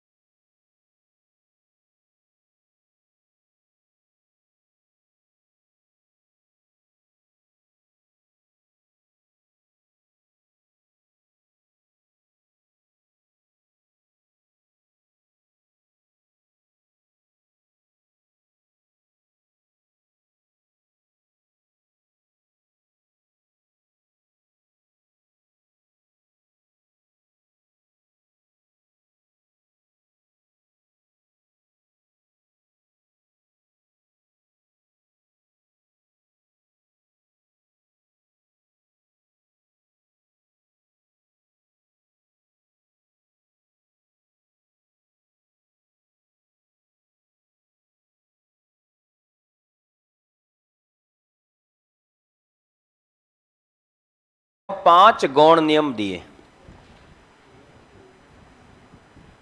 थांडाइक ने सीखने के 3 मुख्य एवं 5 गौण नियम दिए। थांडाइक ने सीखने के 3 मुख्य एवं 5 गौण नियम दिए।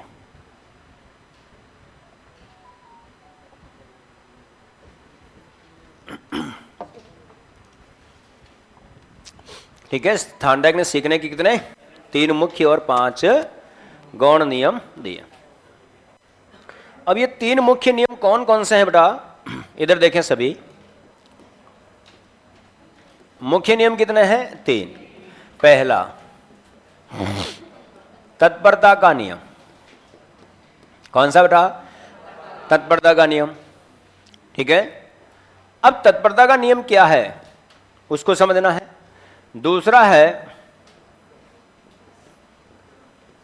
अभ्यास या श्रम का नियम। अभ्यास या श्रम का नियम। तीसरा है प्रभाव या परिणाम का नियम। प्रभाव या परिणाम का नियम। पहला नियम कौन सा? दूसरा नियम कौन सा? तीसरा नियम कौन सा? ठीक है, आवाज नहीं आ रही, चेक करो। हेलो, आवाज नहीं आ रही, देखो। ठीक है, पहला नियम कौन सा बेटा? तत्परता। दूसरा कौन सा? तीसरा कौन सा? याद रखना, अभ्यास के 2 उपनियम होते हैं। पहला होता है उपयोगिता, दूसरा है अनुपयोगिता। उपयोगिता और अनुपयोगिता।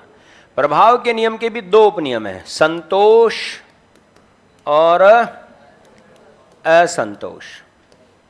ठीक है, देखिएगा दोस्तों, तत्परता के नियम के ऊपर बात करो सबसे पहले।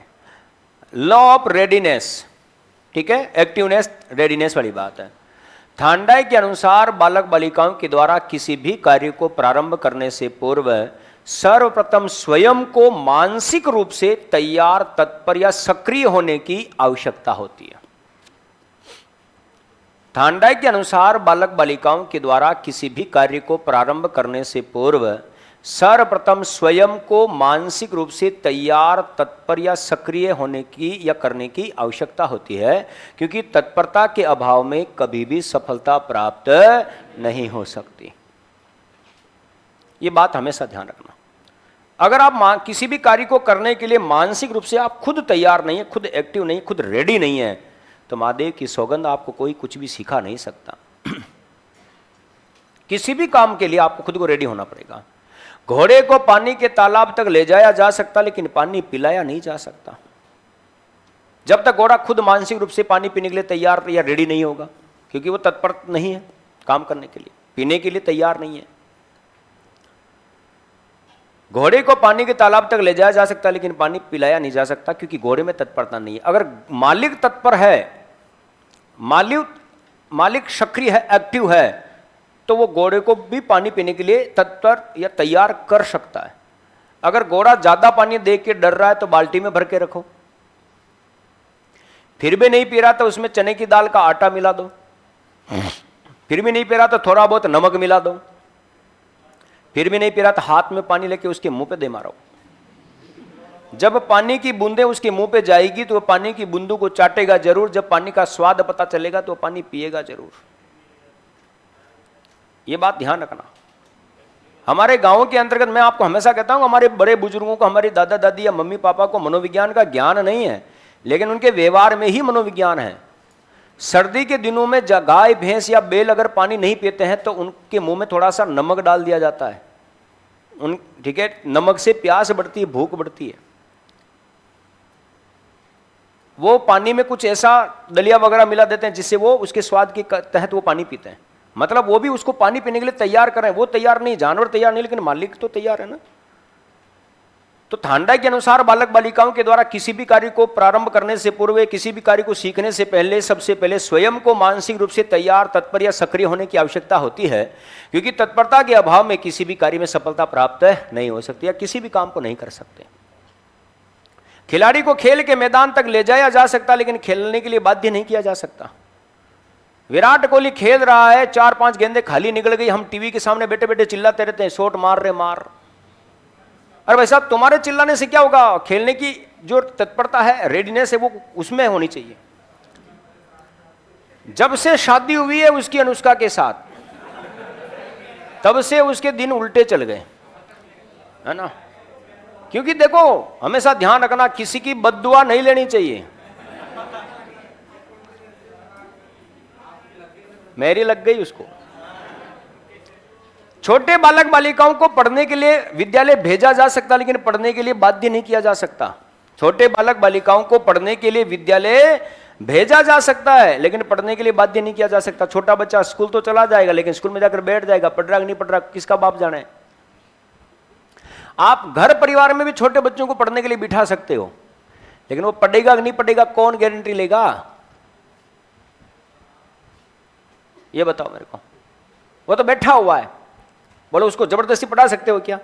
उससे ज्यादा से ज्यादा बैठा सकते हो, लेकिन उसके दिमाग में तो आप ऐसा थोड़ी कि किताबों के अक्षर है स्कैन करा दोगे, ऐसा तो नहीं होगा।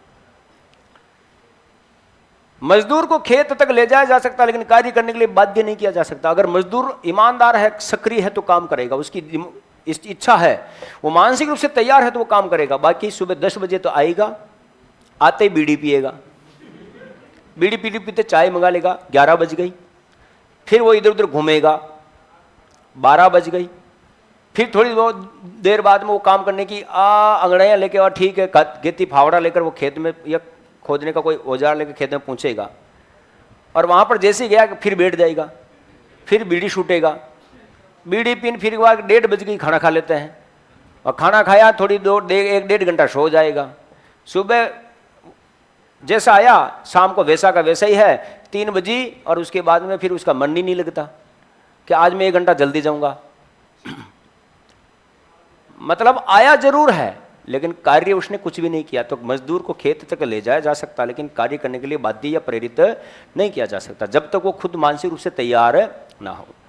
विशेष बात ध्यान करना। हाँ बेटा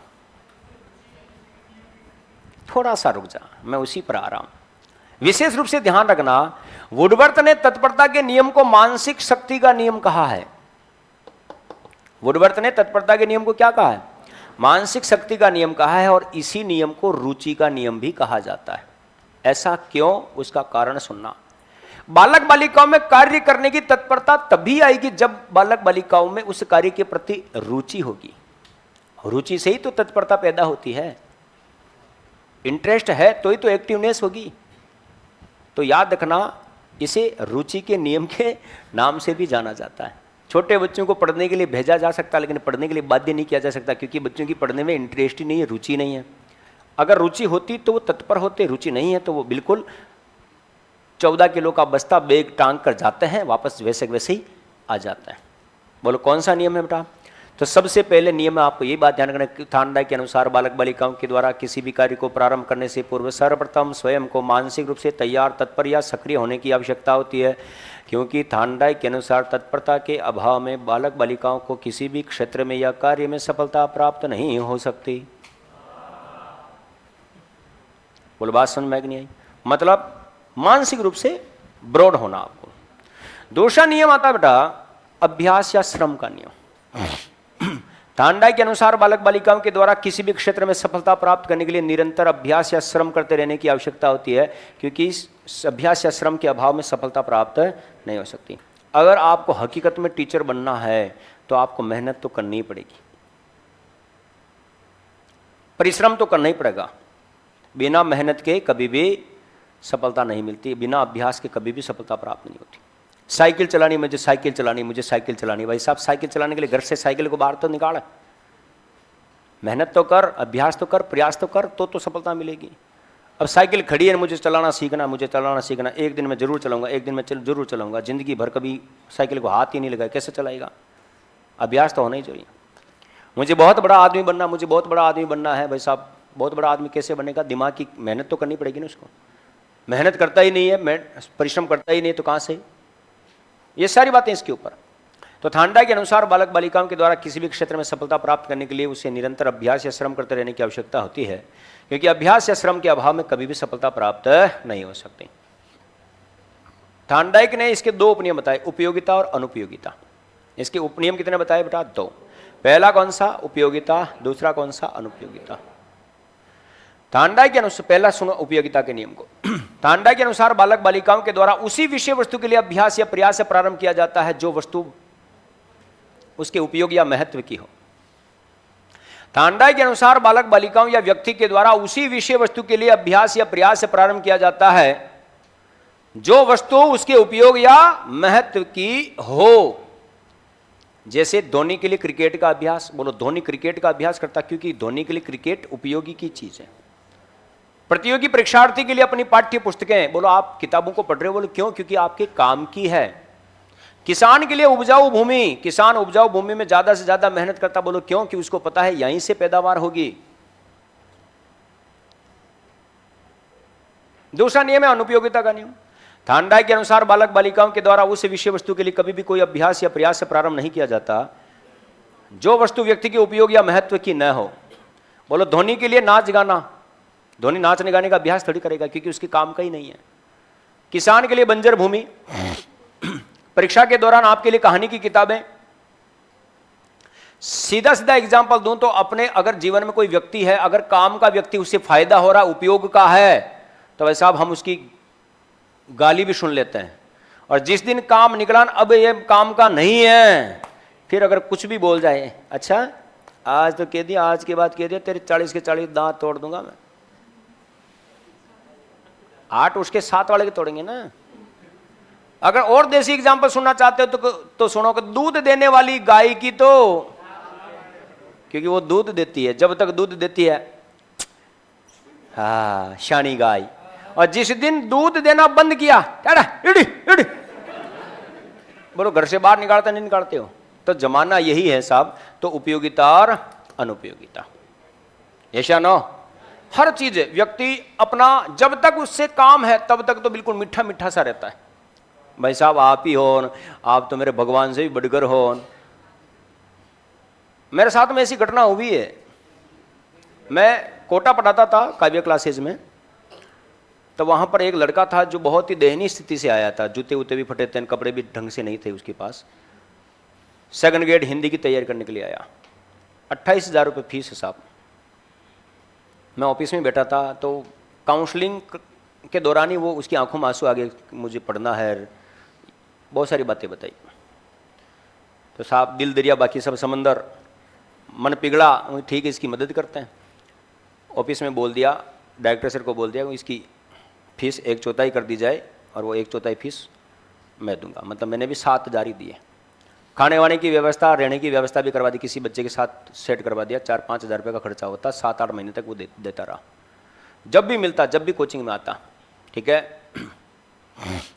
हाँ तत्परता में अभिप्रेरणा होती है बेटा, ठीक है। तत्परता में क्या बेटा? अभिप्रेरणा, आंतरिक अभिप्रेरणा है, ठीक है, ये याद रखना। अब समझना, मैं उसको बिल्कुल तैयारी, जब भी मिलता वो पैर छूता, आप मेरे माँ बाप से भी बड़े हो, उनकी माँ बाप ही होते, मुझे बड़ा मत कर, भगवान हो, और मुझे तू रहने दे। 4-5 महीने बाद में सेकंड ग्रेड का रिजल्ट आ गया, सेलेक्ट हो गया, पोस्टिंग भी मिल गई। 7-8 महीने बाद में वो वापस मेरे से मिलने के लिए आया। मिलने का मतलब वो कोचिंग के बाहर खड़ा था, वो किसी से बात कर रहा था, मैं क्लास लेके बाहर निकला ही था। वो बंदा वहाँ से खड़ा ही कहता, और मदन जी महादेव की सौगन, उस दिन से मेरा विश्वास टूट गया। उसके बाद में मैंने सोच लिया कि पहले व्यक्ति को परखो। देखो धोखा मैं भी खा सकता हूँ, पहले व्यक्ति को परखो कि आदमी है क्या चीज़। पहली बार में वो वहाँ पर रो रहा था, ठीक है, ये तो मतलब है कि गधे को बाप बनाने वाली बात हो गई। हाँ, गरज पड़ने पर गधे को बाप बना, बिल्कुल सही बात। उपयोगिता के तहत तो गधे को बाप बना रहे हैं। क्या है? परखते कैसे हैं? परखने का मतलब देखो, व्यक्ति को जीवन में परखने की कोई मशीन नहीं है। उसके द्वारा आप, जैसे मैं आपको हमेशा, मैं आपके सामने आ रहा हूं, मैं मेरी एग्जांपल दूं, मैं आपके सामने हमेशा आ रहा हूं, ईमानदारी से और पूरे दिल और पूर्ण मनोयोग से पढ़ने की पूरी ताकत लगा देता हूं।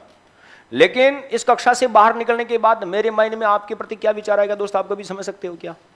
इंसान की फितरत उसके वातावरण के अनुसार बदलेगी ही बदलेगी, चाहे आपके सगे भाई क्यों नहीं हो। आप इंसानों के ऊपर कभी भी किसी भी प्रकार का, जानवरों पर, हाँ हम कहते हैं ना आजकल जानवरों पर भरोसा किया जा सकता, लेकिन इंसानों पर नहीं किया जा सकता। फिर भी हम कहते हैं ट्रक के पीछे लाइन पड़ते हैं ना, विश्वास ही धोखा है और विश्वास पर दुनिया कायम है। मतलब लात भी मार रहे हैं, कह रहे रो भी मत। यही तो स्थिति है। लेकिन हमें जिंदगी निकालनी है। आपकी 41 साल उम्र हो गई है, मेरी 18 साल हो चुकी है, तो निकल जाएगी धीरे धीरे। तो उपयोगिता और अनुपयोगिता का मामला देखना। थांडा के अनुसार व्यक्ति के द्वारा उसी विषय वस्तु के लिए अभ्यास या प्रयास प्रारंभ किया जाता है जो वस्तु व्यक्ति के उपयोग या महत्व की हो। और थांडा के अनुसार व्यक्ति के द्वारा उस वस्तु के लिए कोई अभ्यास या प्रयास से प्रारंभ नहीं किया जाता जो वस्तु व्यक्ति के उपयोग या महत्व की न हो। प्रभाव या परिणाम के नियम के अंतर्गत आ जाओ। किसमें बेटा? प्रभाव या परिणाम के नियम के अंतर्गत हम बात करते हैं। थांडा के अनुसार बालक बालिकाओं या व्यक्ति के द्वारा उसी विषय वस्तु के लिए अभ्यास या प्रयास से प्रारंभ किया जाता है जो वस्तु व्यक्ति को सबसे ज्यादा प्रभावित करती है, या आपके द्वारा उसी कार्य को सबसे बेहतरीन तरीके से करना प्रारंभ किया जाता है जिस कार्य का रिजल्ट आपको सबसे ज्यादा प्रभावित करता हो। आप पटवारी या एलडीसी की भी या वीडियो की भी तैयारी कर सकते थे, लेकिन आपको शिक्षक ही बनना है, इसलिए आपने इस कार्य को चुना, क्योंकि टीचर का कार्य का परिणाम आपको अच्छा लगता है। तो थांडाई के अनुसार बात यही की जाती है कि व्यक्ति उसी कार्य को करता है जो वस्तु व्यक्ति को सबसे ज्यादा प्रभावित करती है, या जिस कार्य का परिणाम व्यक्ति को सबसे ज्यादा प्रभावित करता है। क्योंकि प्रभावहीन वस्तुओं के लिए व्यक्ति के द्वारा कोई कार्य प्रारंभ नहीं किया जाएगा। थांडाई के अनुसार बालक, टाइम मत देखते रहो, कहीं किसी को टाइम दे रखा हो मिलने का तो तू जा।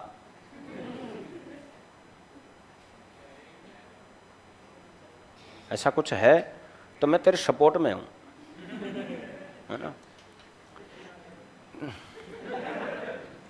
थांडाई के अनुसार बालक बालिकाओं के द्वारा उसी विषय वस्तु के लिए अभ्यास या प्रयास से प्रारंभ किया जाता है जो वस्तु व्यक्ति को या बालक बालिकाओं को सर्वाधिक प्रभावित करती है, क्योंकि प्रभावहीन वस्तुओं के लिए व्यक्ति के द्वारा कोई कार्य प्रारंभ नहीं किया जाता। जैसे पुरस्कार द्वारा सफलता द्वारा सफलता प्राप्त करना। एक सफलता मिलने पर दूसरी सफलता प्राप्त करने के लिए हम ऑटोमेटिक प्रभावित होते हैं। 10वीं कक्षा में मेरिट में आने के बाद 12वीं कक्षा में मेरिट में आना। बोलो 10वीं कक्षा में जो मेरिट में आए, वो 10वीं की मेरिट की सफलता हमें 12वीं कक्षा में भी मेरिट में आने के लिए क्या कर रही है? अप्रिशिएट करेगी, नहीं करेगी, प्रेरित करेगी, क्योंकि वो प्रभाव है। इसके दो उपनियम है। पहला कौन सा? संतोष, और दूसरा कौन सा? असंतोष। थांडाई के अनुसार बालक बालिकाओं के द्वारा उसी विषय वस्तु के लिए अभ्यास या प्रयास से प्रारंभ किया जाता है जिस वस्तु से व्यक्ति को सर्वाधिक आत्मसंतुष्टि की प्राप्ति होती हो। सबसे ज्यादा जिससे संतोष मिलेगा व्यक्ति उसी को प्राप्त करने के लिए प्रयास करेगा। जैसे बिल्ली के सम्मुख बिल्ली के सम्मुख मछली का टुकड़ा रखना, या बिल्ली के लिए मछली का टुकड़ा। बोलो बिल्ली ने मछली के टुकड़े को लेने के लिए खुद को जख्मी तक कर लिया। क्यों? क्योंकि मछली के टुकड़े से ही उसको आत्मसंतुष्टि की प्राप्ति हो रही थी।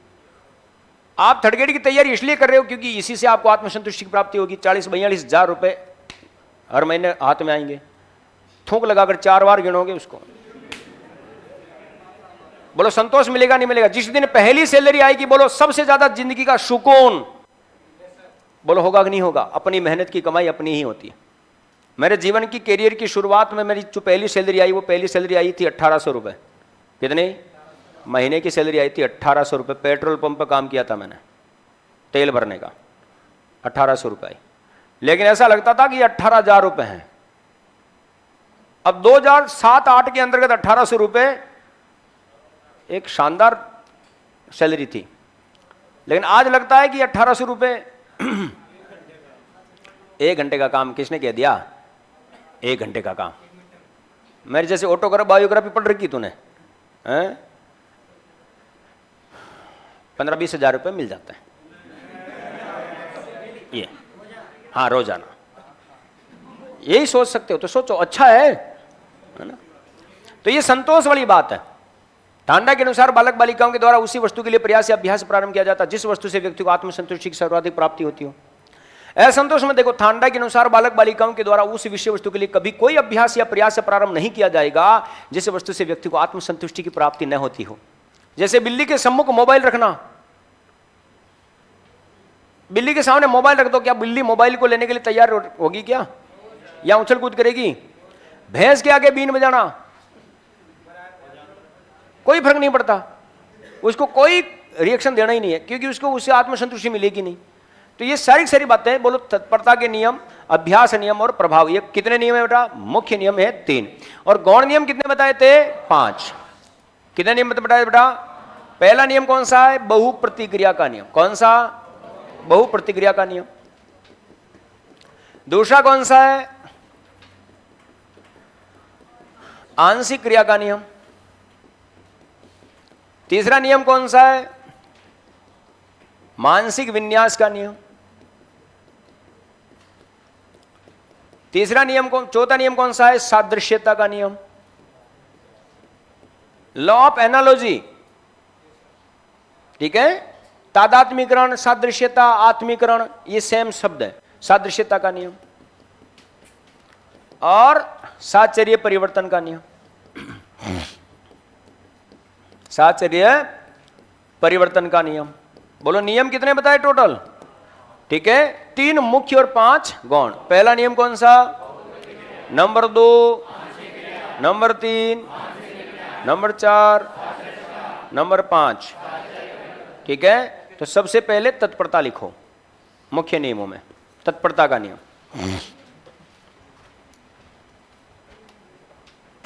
कौन सा नियम था? तत्परता का नियम।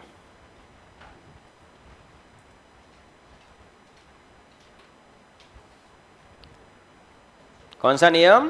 तत्परता का नियम।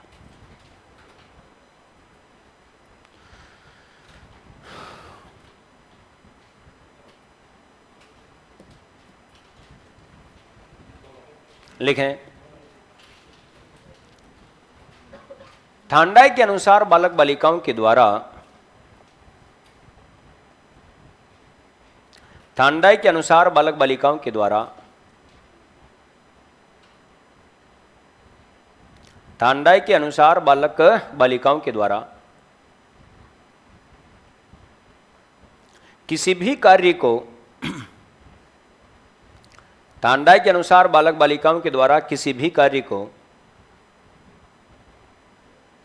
प्रारंभ करने से पूर्व, प्रारंभ करने से पूर्व,